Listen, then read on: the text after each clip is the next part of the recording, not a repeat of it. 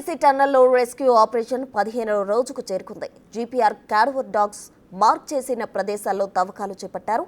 మరోవైపు dewatering, TBM machine cutting పనులు నిరంతరాయంగా కొనసాగుతూనే ఉన్నాయి.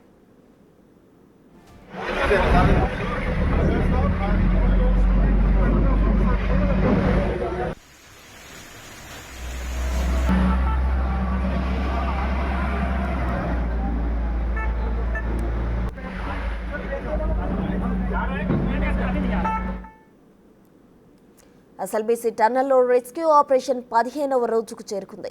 జీపీఆర్ క్యాడవర్ డాగ్స్ మార్క్ చేసిన ప్రదేశాల్లో తవ్వకాలు చేపట్టారు. మరోవైపు డీవాటరింగ్, టీబీఎం మిషన్ కటింగ్ పనులు నిరంతరాయంగా కొనసాగుతూనే ఉన్నాయి.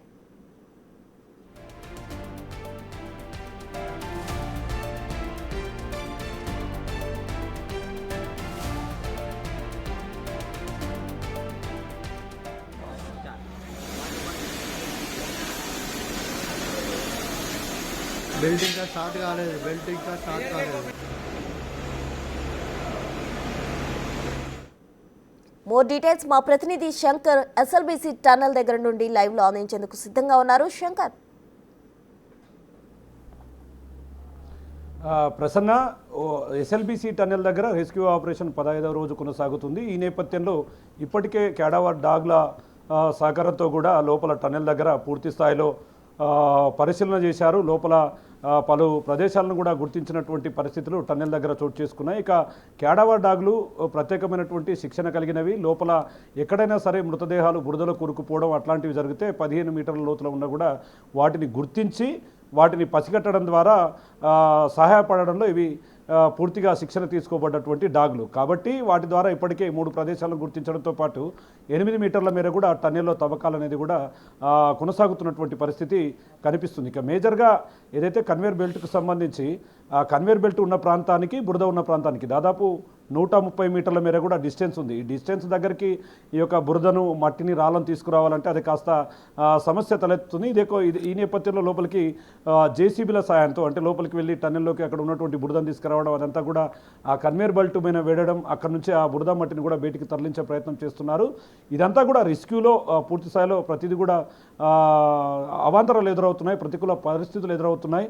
ఈ క్రమంలోనే మొత్తంగా ఇప్పటికీ ఎస్ఎల్బీసీ టన్నెల్ దగ్గర అయితే యాన్వి రోబోటిక్ బృందాలు కావచ్చు, ఇవన్నీ కూడా పరిశీలన చేస్తున్నారు. రోబోటిక్ ద్వారా ఈ యొక్క రెస్క్యూ ఆపరేషన్లో సాధ్యాసాధ్యాలపైన కూడా సమీక్షా సమావేశాలు నిర్వహిస్తున్నటువంటి పరిస్థితి. రోబోటిక్ బృందాలకు సంబంధించి ఐఐటి కావచ్చు, మరోవైపు యాన్వి కావచ్చు, వీళ్ళంతా కూడా బృందం సభ్యులు ఎప్పటికప్పుడు టన్నెల్ను పరిశీలిస్తున్నారు. టన్నెల్ దగ్గర ఓవరాల్గా ఈ పరిస్థితిని అప్డేట్ చేస్తూ ఎక్కడ కూడా ఇబ్బందులు రాకుండా చూస్తున్నటువంటి పరిస్థితి కనిపిస్తుంది. ఇక ముఖ్యంగా మరికొద్దిసేపట్లో కూడా ఇక్కడికి మంత్రి ఉత్తమ్ కుమార్ రెడ్డి రానున్నారు. ఇక ఈ యొక్క ఇన్ని రోజులు అంటే ఈ రెస్క్యూకు సంబంధించి డే 1 నుంచి కూడా ఆయన పూర్తిగా దీన్ని ఫాలోఅప్ చేస్తున్నాడు. ఒకవైపు ముఖ్యమంత్రి రేవంత్ రెడ్డితో పాటు మంత్రులు కూడా రెగ్యులర్గా టన్నెల్ దగ్గర పరిస్థితిని అంచనా వేయడం, అధికారులతో సమీక్షలు చేయడం జరుగుతూ వస్తుంది. ఈ క్రమంలో మరి ఈరోజు ఉత్తమ్ కుమార్ రెడ్డి మరికొద్దిసేపట్లో కూడా ఇక్కడికి రాబోతున్నాడు. అధికారులతో మొన్న ఈ 4 రోజులుగా జరిగినటువంటి రెస్క్యూ ఆపరేషన్కు సంబంధించినటువంటి పలు అంశాలపైన కూడా సమీక్ష సమావేశాలు నిర్వహించబోతున్నాడు. ఒకవైపు నేషనల్ డిజార్డర్కు సంబంధించినటువంటి కర్నల్ అంటే దానికి సంబంధించినటువంటి ఎండి మేనేజ్మెంట్ కూడా ఇక్కడికి రావడంతో పాటు రాష్ట్ర విపత్తుల కార్యదర్శిగా ఉన్నటువంటి అరవింద్ కుమార్ కూడా ఇక్కడ ఎప్పటికప్పుడు పరిస్థితిని అంచనా వేస్తున్నాడు. నిన్న లోపలికి వెళ్ళిన వారికి అక్కడ టీబీఎం మిషన్కు సంబంధించినటువంటి తొలగింపు ప్రక్రియలో కాస్త ఇబ్బందులు ఎదురయ్యాయి. వాటికి సంబంధించినటువంటి ఎక్విప్మెంట్ కావాలని కూడా అడిగారు. అంటే లోపలికి వెళ్తున్నప్పుడు అక్కడ ఉన్నటువంటి ఫోన్ల ద్వారా లోపల ఉన్నటువంటి టన్నెల్ దగ్గర ఏర్పాటు చేసిన వైఫైని వాడుకోవడం ద్వారా లోపల ఉన్నటువంటి సమాచారాన్ని ఎప్పటికప్పుడు పర్యవేక్షిస్తున్నారు.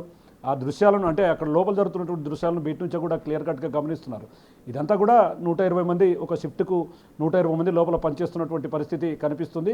మొత్తంగా మరో 2-3 రోజుల్లో కూడా దీంట్లో ఒక స్పష్టత వచ్చే అవకాశం ఉంది. ఎందుకంటే నాయనాడ్లో ఎప్పుడైతే గతంలో బురదల వల్ల పెద్ద ఎత్తున బురద ప్రవాహాలు వచ్చాయి, ఆ క్రమంలో కేరళలో జరిగినటువంటి ఘటనలో ఈ యొక్క క్యాడవర్ డాగ్స్ అనేటివి కూడా ప్రత్యేకమైనటువంటి పాత్రను పోషించినటువంటి పరిస్థితి అక్కడ కనిపించింది. కాబట్టి వాటిని ప్రత్యేక హెలికాప్టర్లు తెప్పించారు. నిన్న నుంచి కూడా రెస్క్యూ కొనసాగుతుంది. వాటిని లోకో ట్రైన్ల ద్వారా కూడా లోపలికి తీసుకుపోతున్నారు. లోకో ట్రైన్లో తీసుకుపోతున్నారు. కానీ 0 పాయింట్ దగ్గరికి మాత్రం ఈ యొక్క కన్వేర్ బెల్ట్ 0 పాయింట్ దగ్గర పనిచేయడం లేదు. అది దాదాపు ఆ ప్రదేశానికి 130 మీటర్ల దూరంలో ఉంది. అక్కడ నుంచి మాన్యువల్గా బురదను తీసుకురావాలంటే అది కొంత సాధ్యం కానటువంటి అంశాలను పరిశీలించి రాత్రే లోపలికి జేసీబీలను కూడా పంపారు. అంటే అక్కడ బురద తీయడం, అక్కడ నుంచి వాటి కన్వేర్ బెల్ట్ పై ఉంచడం. ఇక మేజర్గా ఎక్కడైతే మనకు టీబీఎం మిషన్ భాగాలకు సంబంధించి కటింగ్ జరుగుతున్నాయి, లేజర్ కటింగ్ వాటిని తొలగిస్తున్నారు. అవి కన్వేర్ బెల్ట్ మీద వేయాలని చూస్తున్నప్పటికీ ఒకవేళ అట్లాంటిది కన్వేర్ బెల్ట్ మీద వేస్తే మాత్రం ఖచ్చితంగా కన్వేర్ బెల్ట్ తిరిగి మళ్ళా ప్రమాదంలో పడే అవకాశం ఉంది, సాంకేతికతలో ఆగిపోయే అవకాశాలు ఉండడంతో